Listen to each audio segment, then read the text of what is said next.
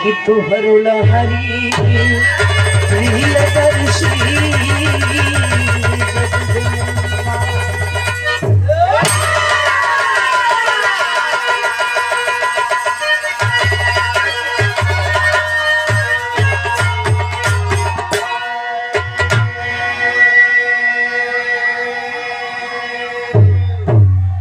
अच्छा बाबूजी, एक बाड़ी मिलती है ईश्वरंश जीव विनाशी चेतना नमन से शुक्राशी।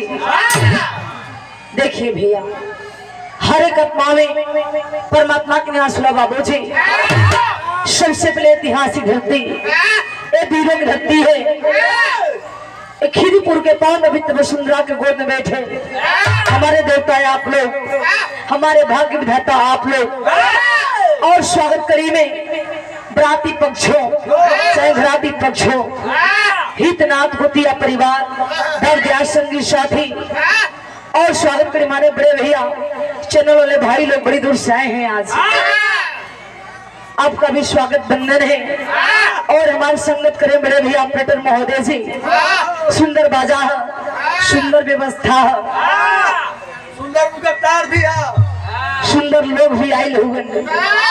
ध्वनि के माध्यम से जहाँ तक आवाज पहुंचे बाबूजी भैया, कई स्वर में मैं विधा गायिका लक्ष्मी प्रदर्शी बक्सर बिहार की धरती से बाबूजी अपने पूरे पार्टी टीम की ओर से भैया हो आप लोग का हार्दिक वंदन अभिनंदन स्वागत करती हूँ बाबूजी। और एक भोजपुरिया कलाकार होने के नाते भोजपुरिया भाषा में